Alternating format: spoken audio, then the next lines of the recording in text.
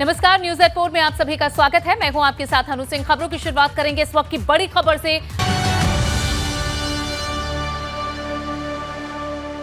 एक बड़ी खबर आपको लखनऊ से दे दे, जहां हाजी कैंटीन, अवध कैंटीन और इंजॉय कैंटीन में चोरी हुई है। चोरी की ये वारदात सीसीटीवी में कैद हो गई। 24 घंटे के बाद भी पुलिस के हाथ खाली हैं। फुटेज मिलने के बाद भी अब तक चोर नहीं मिल पाए हैं। कुंडवा थाना क्षेत्र के टेडी पुलिया चौराहे की एक घटना है, जिसकी सीसीटीवी की तस्वीरें अब सामने आई है, जहां कैंटीन में चोरी की गई और चोरी की इस वारदात को हुए 24 घंटे से ज्यादा का समय हो चुका है, लेकिन पुलिस के हाथ अभी खाली हैं। इन चोरों को नहीं पकड़ा गया है। इस फुटेज के बाद अभी तक पुलिस मात्र कार्रवाई कर रही है। इन चोरों को ढूंढा जा रहा है, लेकिन अभी तक इनकी गिरफ्तारी नहीं हो पाई है। हाजी कैंटीन, अवध कैंटीन और इंजॉय कैंटीन, ये 3 कैंटीन हैं जिनमें चोरी की वारदात सीसीटीवी कैमरे में कैद हुई। नोएडा की ओमेक्स सोसाइटी में अवैध निर्माण पर बुलडोजर चला है। यहां अवैध निर्माण पर नोएडा प्राधिकरण का एक्शन देखने को मिला। ग्राउंड फ्लोर पर किए गए अवैध कब्जे को ध्वस्त किया गया है। इसकी तस्वीरें भी आपके सामने। ओमेक्स सोसाइटी में जो अवैध निर्माण किया गया था, उसे नोएडा प्राधिकरण ने ध्वस्त कर दिया है। ग्राउंड फ्लोर पर जितना भी अवैध निर्माण था, उसे बुलडोज कर दिया गया है। उसके बाद की एक्सक्लूसिव तस्वीरें आपको दिखा रहे हैं। ग्रैंड ओमेक्स सोसाइटी की ये तस्वीरें हैं, जहां अवैध निर्माण पर बुलडोजर चला है। नोएडा प्राधिकरण ने ये एक्शन लिया है। ग्राउंड फ्लोर पर जितना भी अवैध कब्जा किया हुआ था, इस पर जो भी निर्माण था, उसे बुलडोजर से ढहा दिया गया है। नोएडा की ग्रैंड ओमेक्स सोसाइटी है। इससे पहले भी यहां अवैध कब्जे पर बुलडोजर चल चुका है और अब ये तस्वीरें देखिए। और भी लोगों के जो अवैध कब्जे किए गए थे, उसे नोएडा प्राधिकरण ने ध्वस्त कर दिया है। बुलडोजर से ये अवैध कब्जे अब मुक्त कराए गए हैं। ग्राउंड फ्लोर पर जो लोग थे, उन्होंने अपने फ्लैट के बाहर टिन शेड डाले हुए थे। ये अवैध कब्जा था और इसे नोएडा प्राधिकरण ने अब ध्वस्त कर दिया है। ये तस्वीरें ओमेक्स सोसाइटी की, जहां नोएडा प्रशासन ने ये कार्रवाई की है। फ्लैट के बाहर जो भी टिन शेड डाले हुए थे, उन्हें ध्वस्त कर दिया गया है। बताया गया कि अवैध कब्जा था, जिसकी शिकायत पर अब ये कार्रवाई हुई है। खुद नोएडा प्राधिकरण ने ये एक्शन लिया है, जहां फ्लैट के बाहर किए गए इस अवैध कब्जे को ढहाया गया है। ग्राउंड फ्लोर पर ये कब्जा था, जिसे अब ध्वस्त कर दिया गया है। जब ये कार्रवाई की जा रही थी, तमाम लोग सोसाइटी के वहां मौजूद थे। पुलिस प्रशासन भी भारी तादाद में था। अगर ज्यादा इसका विरोध किया जाता तो यहां पुलिस ने भी सिक्योरिटी को लेकर पूरी व्यवस्था की थी। अवैध निर्माण पर यह कब्जा जो किया गया था, उसे अब ध्वस्त किया गया है। हालांकि जो स्थानीय लोग थे, उनकी काफी भीड़ इस दौरान नजर आई। जो इस सोसाइटी के निवासी थे, जिन्होंने अवैध कब्जा किया था, उनकी तस्वीरें भी आप देख रहे हैं। लोग इससे नाखुश थे। और ओमेक्स सोसाइटी है जिसमें अवैध कब्जा किया गया था। यही वो ग्रैंड ओमेक्स सोसाइटी है नोएडा की, जहां पहले भी अवैध कब्जे पर कार्रवाई हो चुकी है।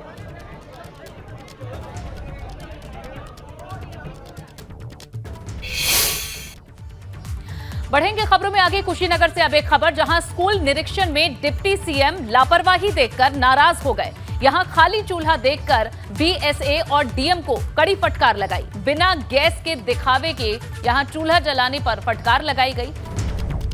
सभी कमियों को सुधार देने के निर्देश अब डिप्टी सीएम की तरफ से दिए गए हैं। कमियों में सुधार होना चाहिए, ये निर्देश साफ तौर पर दिए गए। बिना गैस के ये दिखावे के लिए चूल्हा जलाने पर गुस्सा हो गए डिप्टी सीएम और इस पर फटकार भी लगाई और साफ तौर पर निर्देश दिए कि इसमें सुधार होना चाहिए।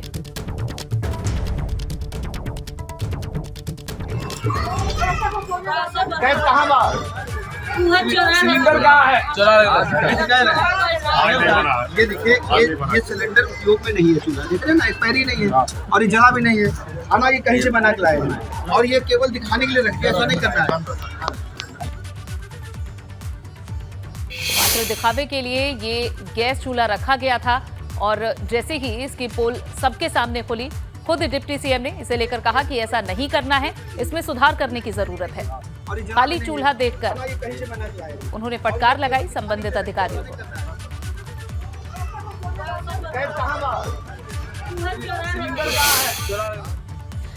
कुशीनगर पहुंचे डिप्टी सीएम ब्रजेश पाठक ने विकास योजनाओं की समीक्षा भी की। इस दौरान हेल्थ वेलनेस सेंटर में कंप्यूटर न होने से सीएमओ को फटकार लगाई गई। साथ ही यहां जल निगम के एक्सईएन को भी फटकारा गया है। गांव में हर घर जल न पहुंचने से नाराजगी जताई है।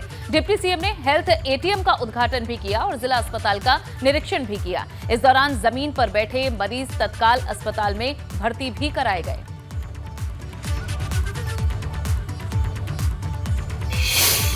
अखिलेश यादव लगातार दूसरी बार राष्ट्रीय अध्यक्ष बन गए हैं और उन्होंने जो संगठन का चुनाव हुआ था उसमें प्रदेश अध्यक्ष पुराने प्रदेश अध्यक्ष को ही चुना है। इसी पे हमारे साथ बातचीत करने के लिए यूपी के डिप्टी सीएम ब्रजेश पाठक जी हैं, उनसे बात करते हैं। सर ये बताइए, अखिलेश यादव समाजवादी पार्टी एक कुनबे की पार्टी है, वो प्राइवेट लिमिटेड कंपनी है, कोई राजनीतिक दल नहीं है। उन्होंने केवल राजनीतिक ड्रामा करके ये अपना कल चुनाव कराया है। आपको पता है एक ही परिवार में सारे लोग मिलकर के पद बांट लेते हैं और ये लोकतंत्र के साथ भद्दा मजाक है। सर आपको क्या लगता है, जैसे कि जनता इन्हें कभी माफ नहीं करेगी। भाजपा लड़ रही है 2024 में, फिर इतनी लगातार चुनाव हारने के बाद वो राष्ट्रीय दोबारा आप देखेंगे, ये मैंने बताया ना, ये प्राइवेट लिमिटेड कंपनी है, ये कुनबे की पार्टी है। प्रदेश की जनता से इनका कोई लेना देना नहीं है। आपको क्या लगता है कि 24 में कैसे लड़ेंगे वो? देखिए, हम 24 में 80 की सीटों पर विजयश्री हासिल करेंगे और प्रचंड बहुमत से सरकार दोबारा आदरणीय प्रधानमंत्री नरेंद्र मोदी के नेतृत्व में बनेगी। दोबारा राष्ट्रीय अध्यक्ष बने हैं, प्रदेश अध्यक्ष वही दोबारा रिपीट हुए हैं, क्या कहेंगे इस पे? इसका कोई मतलब नहीं, वो प्राइवेट लिमिटेड कंपनी है, कुनबे की पार्टी है। सर आप कुशीनगर निरीक्षण कर रहे हैं कि यहाँ पे प्राइवेट अस्पतालों में मतलब झोला छाप पे ज़्यादा इलाज करते हैं। देखिए, हमारा प्रदेश पूरी तरह से प्रदेश की जनता के स्वास्थ्य के प्रति जागरूक है और 100% हम मरीजों की सेवा के लिए काम कर रहे हैं और हर स्थिति में कुशीनगर जनपद को स्वास्थ्य के मामले में नंबर 1 पर लाएंगे। अच्छा, देखिए हमारे साथ डिप्टी सीएम थे, उन्होंने ये स्पष्ट बताया कि कुछ ये जो समाजवादी पार्टी है वो प्राइवेट लिमिटेड पार्टी है। अखिलेश तिवारी।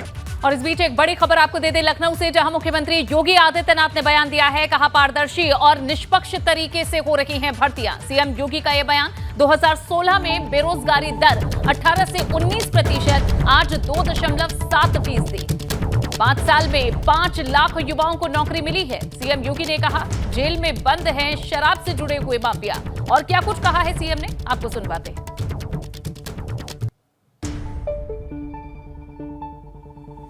CMIE के द्वारा एक सर्वेक्षण किया जाता है कि उत्तर प्रदेश में अनएम्प्लॉयमेंट रेट क्या है, जो 2016 में जो प्रदेश में 18 से 19% था, आज वही घट करके प्रदेश में 2.7% के आसपास मात्र रह जाता है। यह प्रदेश के अंदर किए गए प्रयासों का परिणाम है। ये जो हम लोगों ने डिस्टिलरीज लगाई हैं, ये तो निवेश तो हुआ ही, लगभग 10,000 करोड़ रुपए से अधिक का निवेश हुआ ही। निवेश के साथ साथ लगभग 1 लाख नौजवानों को प्रत्यक्ष और 10 लाख लोगों को अप्रत्यक्ष रूप से रोजगार से जुड़ने का भी अवसर इसके साथ प्राप्त हुआ। ऐसे ही कानून की बेहतरीन स्थिति पैदा करके प्रदेश में जो निवेश आया या प्रदेश के परंपरागत उद्यम को प्रोत्साहित करके जो कार्य किया गया, इसके साथ भी प्रदेश ने 1,61,00,000 नौजवानों को प्रदेश में नौकरी और रोजगार के साथ जोड़ने का काम किया। इसी क्षेत्र में भी बढ़ेंगे आगे। इलाहाबाद सेंट्रल यूनिवर्सिटी में फीस वृद्धि के विरोध में छात्रों का आंदोलन लगातार जारी है। छात्रों के अनशन का आज 25वां दिन है। यूनिवर्सिटी में आज से दशहरे की छुट्टियां हो गई। इसके बावजूद बड़ी संख्या में छात्र यूनियन हॉल के बाहर अनशन पर बैठे हैं। छात्रों ने आज भी जमकर नारेबाजी करते हुए प्रदर्शन किया। आमरण अनशन पर बैठे हुए 2 छात्रों की तबीयत भी आज बिगड़ गई। डॉक्टर्स को बुलाकर इनका मेडिकल चेकअप कराया गया। वहीं आज अनशन स्थल पर कांग्रेस पार्टी के किसान प्रकोष्ठ के प्रदेश अध्यक्ष जगदीश सिंह और उपाध्यक्ष सुशील तिवारी समेत कई पदाधिकारी पहुंचे। उन्होंने छात्रों के आंदोलन का समर्थन किया है।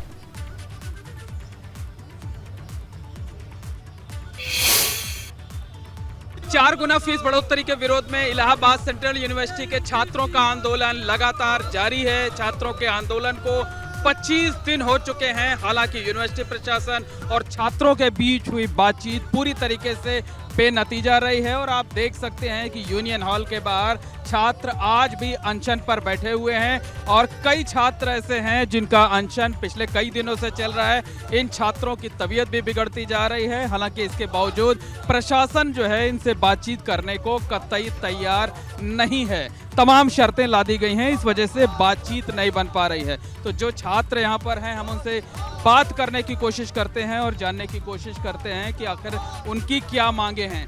अब बताइए क्या मांगे हैं आप लोगों की? देखिए, हम लोगों की सिर्फ और सिर्फ एक मांगे हैं कि इलाहाबाद विश्वविद्यालय में जो 400% की फीस वृद्धि हुई है उसको पूर्ण तरीके से वापस किया जाए। अगर वापस नहीं होता है और लगातार हमारे साथियों की तबीयत खराब होती जा रही है, आप देख रहे हैं किसी के नाक से ब्लड आ जा रहा है, किसी के मुंह से ब्लड आ जा रहा है, और इलाहाबाद विश्वविद्यालय कोई सुध नहीं ले रही है। तो बिल्कुल ये निवर्तमान उपाध्यक्ष अखिलेश यादव हैं, अजय यादव सम्राट हैं, ये दोनों लोग अनशन पर बैठे हुए हैं और इनकी तबीयत जो है वो बिगड़ती जा रही है। ये बैठे हुए हैं, कई छात्र अनशन पर बैठे हुए हैं। अखिलेश जी, आप लोग लगातार अनशन पे हैं, लेकिन उसके बावजूद यूनिवर्सिटी प्रशासन कोई बातचीत करने को तैयार नहीं। देखिए, हम लोग गांधीवादी तरीके से बैठ गए हैं। अहिंसा में हमें विश्वास है, गांधी में हमें विश्वास है, और हमें अपना प्राण भी त्यागना पड़े इस फीस वृद्धि वापसी के लिए, जो हजारों हजार वंचित तबके के छात्र हैं उनकी शिक्षा के लिए, तो हम हंसी खुशी अपना प्राण त्याग देंगे। साफ तौर पर समझा जा सकता है कि जो छात्र हैं वो लगातार फीस बढ़ोतरी वापस लिए जाने की मांग कर रहे हैं, और उनका साफ तौर पर कहना है कि जब तक 4 गुना बढ़ी हुई फीस का फैसला वापस नहीं लिया जाएगा तब तक वो इसी तरीके से अनशन करते रहेंगे, इसी तरह से आंदोलन चलाते रहेंगे और कतई पीछे नहीं हटेंगे। कैमरामैन रोहित श्रीवास्तव के साथ मोहम्मद मोइन, एबीपी गंगा, प्रयागराज। 25 दिन हो गया छात्रों के आमरण अनशन का, और ऐसी परिस्थिति में जब मेरे परिवार के बच्चे यहाँ आमरण अनशन कर रहे हैं तो इनके आंदोलन के प्रति तन मन धन से किसान कांग्रेस समर्पित है। 27 रुपया प्रतिदिन एक किसान की आय है, 74,000 रुपया औसतन कर्ज है, और 1,000 से 400 गुना फीस बढ़ाकर जो है, ये स्थिति बनाई जा रही है कि सब पढ़ाई लिखाई बंद करके जाकर कहीं जो है मजदूरी करें, तो ऐसे तो नहीं चलेगा। अब देखना होगा इस अनशन का क्या हल निकलता है। बहरहाल आगे बढ़ेंगे। कानपुर से एक बड़ी खबर मिल रही है। अश्लील वीडियो बनाने के मामले में वार्डन को अब गिरफ्तार कर लिया गया है। इस मामले में अब तक 3 लोगों की गिरफ्तारी की गई है। आरोपी कर्मचारी और हॉस्टल संचालक पहले ही गिरफ्तार हो चुके हैं और अब अश्लील वीडियो बनाने के मामले में वार्डन को भी गिरफ्तार कर लिया गया है। कानपुर से बड़ी खबर, जहां छात्राओं की तरफ से आरोप लगाया गया था कि उनके अश्लील वीडियो बनाए गए हैं, और इस मामले में अब 3 गिरफ्तारियां हुई हैं। मामले में 3 लोगों को गिरफ्तार किया, जिनमें पहले कर्मचारी और जिस पर आरोप लगा था यानी आरोपी कर्मचारी और हॉस्टल संचालक को गिरफ्तार किया गया था, और अब वार्डन को भी गिरफ्तार किया जा चुका है। ये तस्वीरें आपको दिखा रहे हैं। यहां से ये आरोप था कि चोरी छिपे छात्राओं की वीडियो बनाई गई है, अश्लील वीडियो बनाई गई है, और इसी पर आपत्ति जताई गई। छात्राओं की तरफ से हंगामा किया गया, जिसके बाद पुलिस ने कार्रवाई की। हॉस्टल के संचालक और हॉस्टल के वार्डन, इन दोनों लोगों को भी हिरासत में ले लिया गया है। 2 धाराएं हमने इस पूरे प्रकरण में 202 और 509 बढ़ाई हैं।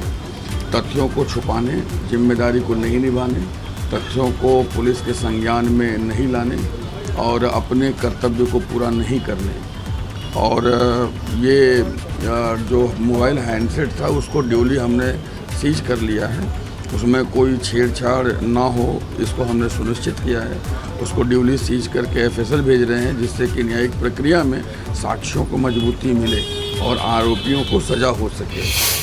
खबर वाराणसी से, जहां पेट्रोल पंप संचालक के अपहरण का प्रयास किया गया। मामले का वीडियो अब वायरल हो रहा है। शिवपुर थाना क्षेत्र के तरना इलाके का ये मामला है। वाहन नंबर के आधार पर अब पुलिस जांच कर रही है।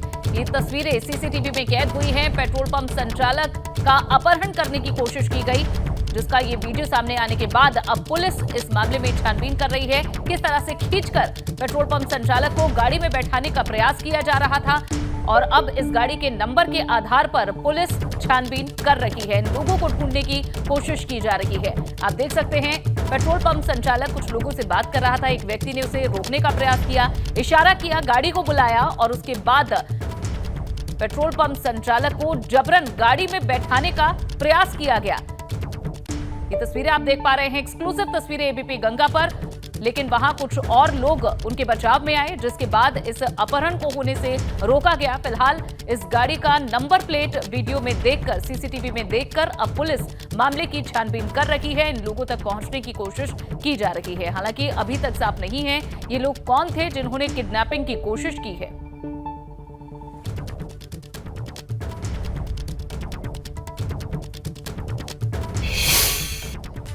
सोशल मीडिया पर वायरल हो रही थाना शिवपुर की यह घटना कल रात की है। इसमें गाड़ी और अपराधियों की पहचान कर ली गई है। इन पर कड़ी धाराओं पर मुकदमा पंजीकृत कर इनकी गिरफ्तारी के प्रयास किए जा रहे हैं। बढ़ेंगे आगे। बुलंदशहर के परिषदीय विद्यालय में स्कूल स्टाफ की लापरवाही के चलते एक बच्ची घंटों तक क्लास में कैद रही। मामला बुलंदशहर के गुलावटी ब्लॉक के सिविलियन सेगड़ा पीर स्कूल का है। बताया जा रहा है कि स्कूल के क्लासरूम में छोटी मासूम बच्ची को बंद कर स्कूल का स्टाफ अपने घर चला गया। क्लासरूम में अकेली रोती बिलखती बच्ची की आवाज सुनकर स्थानीय लोग स्कूल पहुंचे, जिसकी सूचना पुलिस को दी गई और मौके पर पहुंची पुलिस ने क्लासरूम की चाबी मंगवाकर क्लासरूम को खुलवाया। और अब ये वीडियो सोशल मीडिया पर वायरल हुआ तो शिक्षा विभाग में हड़कंप मच गया। बच्ची के अभिभावक स्कूल के शिक्षकों के खिलाफ अब कार्रवाई की मांग कर रहे हैं। वहीं बेसिक शिक्षा अधिकारी ने स्कूल स्टाफ को सस्पेंड करने की बात कही है।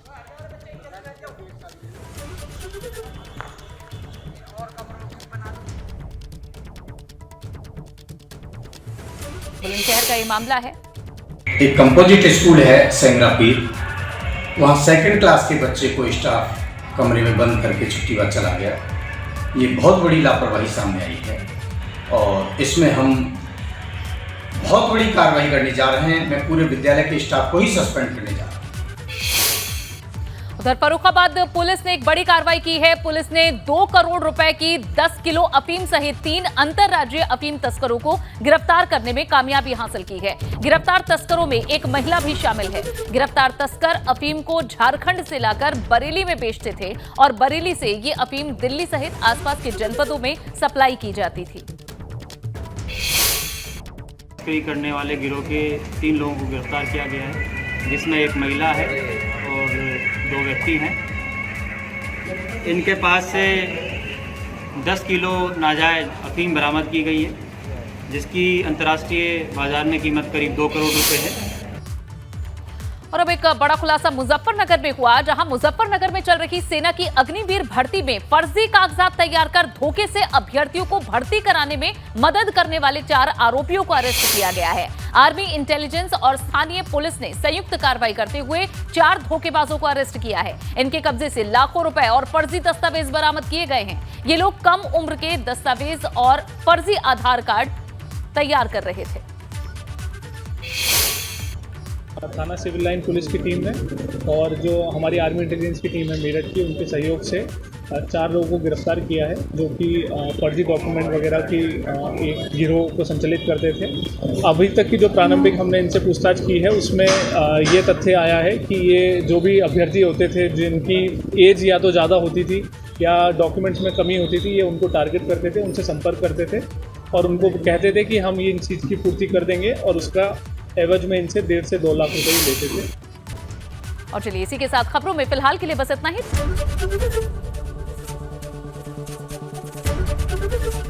एबीपी गंगा, खबर आपकी, जुबान आपकी।